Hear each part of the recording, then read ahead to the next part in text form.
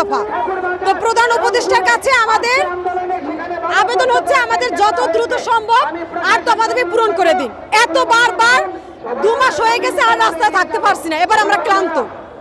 তার কাছে অনুরোধ 8 দফা দাবি পূরণ করুন। আর তারা 8 দফা দাবি পূরণ করবে তো পরের কথা, আগে আমাদের 8 দফা দাবি কি সেইটা তো জানবে। কিছুদিন আগে আমরা তার কাছে স্মারকলিপি দিতে যাচ্ছিলাম, আপনারা কি জানেন এই কথা? 2টা স্মারকলিপির ব্যবস্থা করেছিল, একটা প্রধান উপদেষ্টার নিকট আর একটা রাষ্ট্রপতির নিকট। একটা দেশের একজন উপদেষ্টা সংখ্যা যারা লঘু তাদের 8 দফা দাবি পূরণ করবে তো তখন যখন সেটা জানবে, যখন সেটা গ্রহণ করবে। স্মারকলিপি দিতে গিয়েছি, উনি ছিলেন না, উনি দেশের বাইরে ছিলেন। ওনার তো আরো কর্মচারী আছে, আরো সরকারি লোক আছে যারা অনায়াসে স্মারকলিপিটা গ্রহণ করতে পারতেন। কিন্তু প্রেস ক্লাব থেকে আমরা এগোই সেগুনবাগিচা আমাদের আটকায়। আমরা স্মারকলিপি দিতে কোনো মিছিল নিয়ে যাইনি, কোনো ব্যানার নিয়ে যাইনি, 5000 লোকও নিয়ে যায়নি, মাত্র 5 থেকে 10 জন লোক গিয়েছি। আমাদের প্রেস ক্লাব থেকে আটকানো হয় সেগুনবাগিচায়, সেগুনবাগিচা থেকে আবার আটকানো হয়। দেন আমাদের 4 জনকে যমুনাতে নেয় পুলিশ, খুব যত্ন সহকারে গাড়িতে করে 4 জনকে যমুনাতে নেয় স্মারকলিপি নেবার জন্য। 1 ঘন্টা আমাদের 4 জনকে দাঁড় করিয়ে রাখে, 4 জনের আলাদা আলাদা করে নাম নেয়, নাম্বার নেয়। এরপরে বলে যে আপনারা এবার আসতে পারুন, স্মারকলিপি গ্রহণ করতে পারবো না। স্মারকলিপি যদি গ্রহণ করতে নাই পারবেন পুলিশ সাহেব, তাহলে আমাদের কেন যমুনা নিয়ে সার্কাস বানিয়ে দিলেন? কেন? আমি কি যমুনা থেকে আমি যাত্রাপালা করতে গেছি যে আমাকে পুলিশ সাহেব জিজ্ঞেস করেন আপনিও কি রাগ করেছেন? যাত্রাপালা করতে গেছি যে তুই যাত্রাপালার ডায়লগ দিবে আমাকে? গিয়েছি স্মারকলিপি দিতে, গ্রহণ করবি। গ্রহণ যদি না করবি তাহলে আমাদের ঘন্টার পর ঘন্টা কেন আটকে রাখলি? তাহলে একটা দেশের সরকার উড়ন্ত দূরের কথা, সে স্মারকলিপি গ্রহণ করতে পারছেন না, তাহলে সে কিভাবে আমাদের 8 দফা দাবি পূরণ করবেন? 64টা জেলার ম্যাক্সিমাম জেলাগুলোর প্রতিমা ভাঙচুর।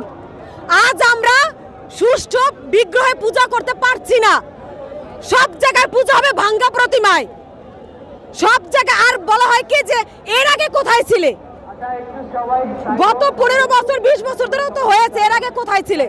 আরে ভাই আমার বয়স 24 বছর, আমি আমার বিগত 23 বছরে 2 সরকারের শাসন দেখেছি, বিএনপি সরকার, আওয়ামী লীগ সরকার। ওই 2 সরকারের শাসনামলে যতটুকু আমরা অত্যাচারিত নির্যাতিত হয়েছি, 2 মাসে তার রেকর্ড ছাড়িয়ে গিয়েছে। আমার 23 বছর আমি যা না দেখেছি 2 মাসে তার রেকর্ড ছাড়িয়ে গেছে। আজ কোন জেলা আক্রান্ত হতে বাকি নাই, দিকে দিকে আগুন জ্বলছে। যশোরের এক মহিলাকে, ভদ্র মহিলাকে মেরে ম্যানহোলে ঢাকনা চাপা দিয়ে রেখে দিয়েছে। আরে ভাই আমিও তো ঢাকাতে একা থাকি, আমার বাবা দূরে থাকে, আজকে যশোরের তাকে ম্যানহোলে ঢাকনায় চেপে রেখেছে মেরে। আমার মারলে তো ভাই কেউ দেখবে না। তাহলে প্রধান উপদেষ্টা আপনি এরকম কত মা বোনের ম্যানহোলে ঢাকনা দেওয়া দেখলে বা নির্যাতিত হলে তারপরে আপনি 8 দফা দাবি পূরণ করবেন? আর কত চান আমরা নির্যাতিত হব? কত চান ম্যানহোলে ঢাকনা আমাদের মরদেহ পাবে? আরে আমি মরে গেলে তোমার বাবা আমার পাবেও না। কত মানুষ মরে যাবে, তাদের বাবা মা তাদের পাবেও না। পাহাড়ে আগুন জ্বলছে দেখেননি? কয়টারে গুজব বলবেন? কিছু প্রকার জীব আছে মিডিয়াতে গুজব বলে উড়িয়ে দেয়। কোনটা গুজব? উত্তরাতে মিছিল দিয়েছে, পূজা হতে পারবে না, এইটা গুজব। উত্তরবঙ্গে হামলা হয়েছে, এইটা গুজব। গণেশ প্রতিমা ফেলে দিয়েছে না ভেঙে দিয়েছে, এইটা গুজব।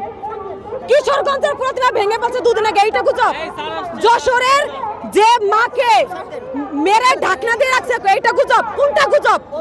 যারা গুজব বলুন, প্রমাণ সহকারে গুজব বলুন যে হ্যাঁ এটা গুজব। আগে প্রমাণ দেন যে আমরা গুজব। আর যদি গুজবই হয় তাহলে কাজকর্ম ফেলে এসে আমরা এখানে সার্কাস করতে আসছি। আজকে শহীদ মিনার আমরা সার্কাস শো দেখাতে আসছি। 2 মাস ধরে আমরা সার্কাস শো দেখাই। এই যে যারা চাকরিজীবী, আমরা যারা স্টুডেন্ট, 2 দিন পর আবার পরীক্ষা, টিউশন, যারা চাকরিজীবী তারা চাকরিতে যেতে পারছেন না কারণ তারা নির্যাতিত, লাঞ্ছিত, অত্যাচারিত, দিকে দিকে আগুন। আর এইটার গুজব বলে উড়িয়ে দিচ্ছেন। তাহলে আমরা কি ফুর্তি করি? 2 মাস ধরে ফুর্তি করতে আসছি এখানে।